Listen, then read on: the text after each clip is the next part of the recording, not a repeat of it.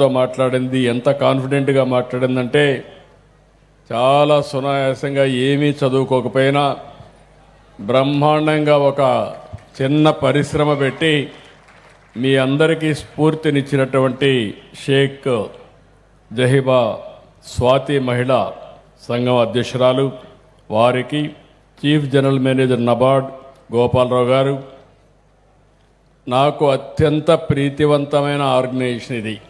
నా baby child నా ఒకసారి ఆలోచిస్తే నేను ఏర్పాటు చేసిన సంఘం ఎన్నో సంస్థలు ఏర్పాటు చేస్తున్నాం, కానీ నా జీవితంలో శాశ్వతంగా గుర్తుపెట్టుకునే సంఘం మెప్మా డాక్రా సంఘాలని చెప్పి మీ అందరికీ జ్ఞాపకం చేస్తున్నా. ఈరోజు తెలుగుదేశం పార్టీని ఒక్కసారి మీరందరూ ఆలోచిస్తే ఆడబిడ్డలతో అనుబంధం ఈరోజు కాదు. మీ అందరికీ తెలుగుదేశం పార్టీ పుట్టినిల్లు ఎన్టీ రామారావు గారితో ప్రారంభమైంది. ఆస్తిలో ఆడబిడ్డలకు సమాన హక్కు ఇవ్వాలని ఆలోచించిన వ్యక్తి, ఇచ్చిన వ్యక్తి, చట్టాన్ని తెచ్చిన వ్యక్తి నందమూరి తారక రామారావు గారు.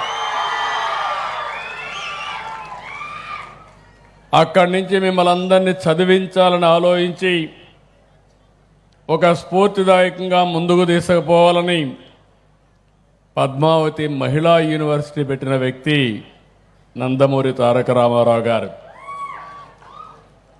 ఆ తర్వాత నేను 95లో సీఎం అయితే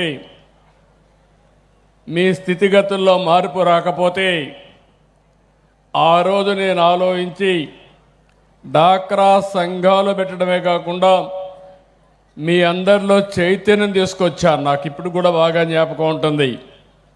ఆ రోజు మీటింగులు పెడితే వేల మందితో మీటింగులు పెట్టేవాళ్ళం.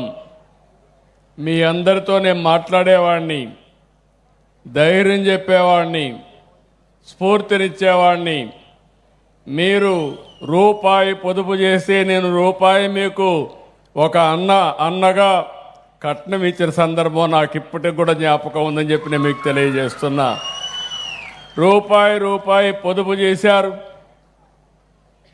అదే సమయంలో నేను ఒక మాట చెప్తే మీరు ఎన్నో సామాజిక కార్యక్రమాలు చేశారు.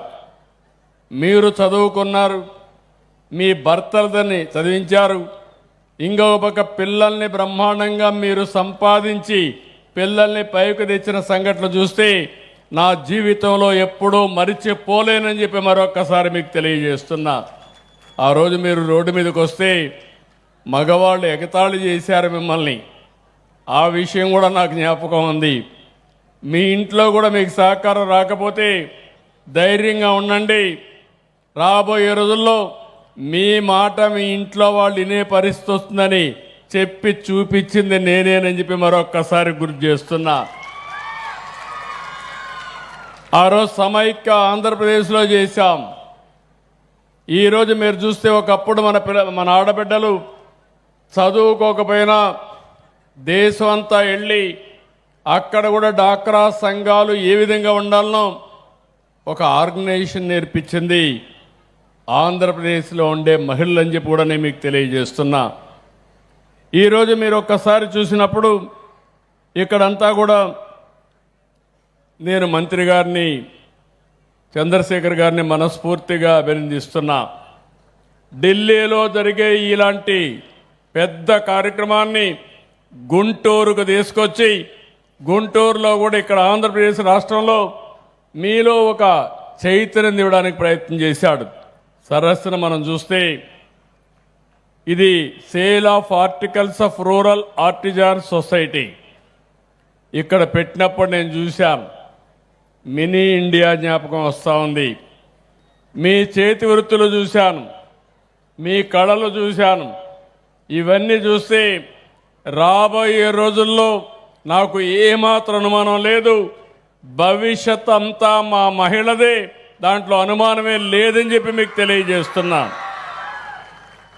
సాంప్రదాయ హస్తకళలు, హ్యాండ్లూమ్స్, స్థానిక ఆహార ఉత్పత్తులు ఇవన్నీ కూడా బ్రాండింగ్ ఇవ్వాలనే ఉద్దేశంతోనే ఈ సంస్థ సదుపాయాన్ని కల్పిస్తూ ఉంది. ఇందులో మీరు చూస్తే 10 ఎకరాల భూమి 18 వరకు కొనసాగుతుంది. చాలా బ్రహ్మాండంగా ఏర్పాటు చేశారు. అప్పుడే మొన్నే మొదటి తారీఖు అయింది, కానీ సంక్రాంతి గుర్తొచ్చే విధంగా, సంక్రాంతి నిజమైన సంక్రాంతి మన జీవితాల్లో వెలుగులు తీసుకొచ్చే విధంగా ఈ కార్యక్రమాన్ని ఏర్పాటు చేశారు. దీనికి మనస్ఫూర్తిగా అభినందనలు. సాయంత్రం అయితే మళ్ళీ మీరు వెళ్ళిపోకుండా సాంస్కృతిక కార్యక్రమాలు కూడా పెట్టారు. ఇలాంటివన్నీ కూడా చేసి పెద్ద ఎత్తున ముందుకు పోతున్నారు. ఈరోజు మీరు ఒక్కసారి చూస్తే రాష్ట్రంలో డాక్రా సంఘాలు గ్రామీణ ప్రాంతాల్లో 89 లక్షల మంది ఉన్నారు. మెప్మా సంఘాలు 24 లక్షల మంది ఉన్నారు. ఇద్దరిని కలిపితే 1,13,00,000 కుటుంబాలుండే ఏకైక సంస్థ మా మెప్మా సంఘాలు, డాక్రా సంఘాలు అని చెప్పి విజ్ఞప్తి చేస్తున్నా. నేను ఆ రోజు మీ అందరికి ఒక శక్తినిచ్చాను, నేను ఒకటి నేర్పించాను. మీరు నీతి నిజాయితీగా ఉండాలి. బ్యాంకులో డబ్బులు తీసుకుంటే ఎగ్గొట్టకుండా మళ్ళా తిరిగి పే చేసి ఎప్పుడు అడిగినా మీకు డబ్బులు ఇస్తారని చెప్పాం. అది చాలా బాగా పాటించారు. ఈరోజు మీరు చూస్తే 24-25లో 46,590 కోట్ల రూపాయలు మీరు బ్యాంకుల నుంచి కానీ శ్రీనిధి నుంచి కానీ డబ్బులు తీసుకున్నారు.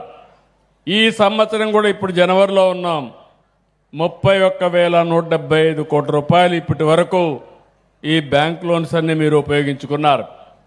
నేను ఒకటే ఆలోచిస్తున్నాను, చాలామంది ఉన్నారు కానీ 26,000 కోట్ల రూపాయలు రివాల్వింగ్ ఫండ్ ఉండే, పొదుపు ఉండే ఏకైక సంస్థ మా ఆడబిడ్డల సంస్థ అని మరొక్కసారి విజ్ఞప్తి చేస్తున్నా.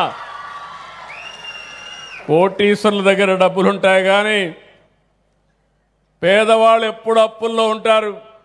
కానీ మీరు మాత్రం ఒక 26,000 కోట్ల రూపాయలు నిధి ఏర్పాటు చేశారు.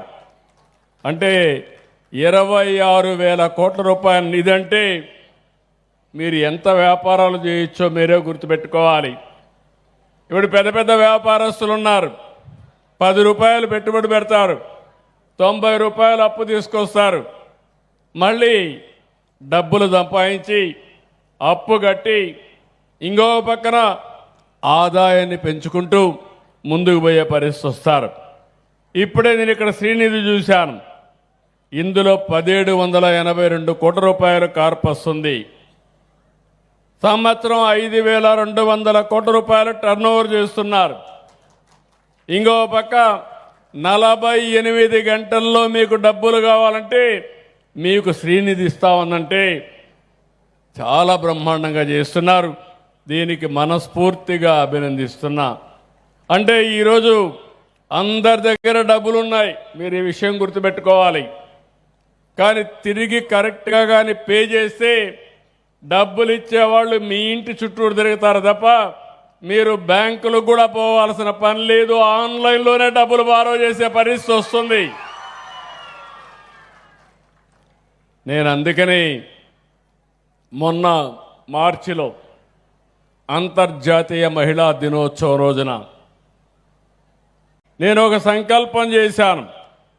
అప్పటి వరకు మీరు చూస్తే 1,13,00,000 మంది మీరు మెంబర్లు ఉన్నా ఇందులో 57 లక్షల మంది లైవ్లీహుడ్లో కానీ చిన్న చిన్న కార్యక్రమాలు చేస్తున్నారు. ఆడబిడ్డలు ఒక 2 ఆవులు 3 ఆవులు పట్టుకుంటున్నారు. అందులో వచ్చే డబ్బులతో మీ పిల్లల్ని చదివిస్తున్నారు, ఇంటికి డబ్బులు ఇచ్చే పరిస్థితికి వచ్చారు, కుటుంబ ఖర్చులు భరించే పరిస్థితికి వచ్చారు. ఇవి చూసిన తర్వాత నాకు అనిపించింది నేను కొత్త కార్యక్రమాన్ని తీసుకున్నా. ఒకప్పుడు మీ అందరికీ జ్ఞాపకం ఉంటుంది, ప్రతి ఒక్క ఇంట్లో ఒక ఐటీ ప్రొఫెషనల్ ఉండాలని చెప్పాను 30 ఏళ్లకు మునుపు. ఈరోజు నేను గర్వంగా చెప్పగలుగుతున్నా, నా మాట ఇన్న కుటుంబాలు బాగుపడ్డాయి. దాంతో ఈరోజు మీరు చూస్తే ఐటీ చదువుకొని హైదరాబాద్కి వెళ్ళారు, అమెరికాకి వెళ్ళారు, విదేశాలకు వెళ్ళారు.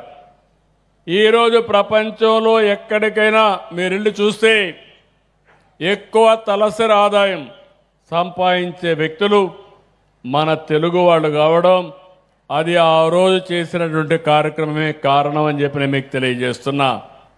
నేను ఈరోజు ఒకటి ఆలోచిస్తున్నాను, రాబోయే రోజులు 1 ఫ్యామిలీ 1 ఆంటర్ప్రెన్యూర్, ఒక్కొక్క ఇంటికి ఒక పారిశ్రామికవేత్త కావాలి, ఒక ఎంఎస్ఎంఈ పెట్టుకోవాలి. అందుకనే ఈరోజు మీరు చూస్తే నేను ఒక పిలిపిస్తే మీరందరూ ముందుకొచ్చారు. ముందుకొచ్చి దగ్గర ఈ రోజుకి ఇంకా మార్చికి ఇంకా 2 నెలలు ఉంది.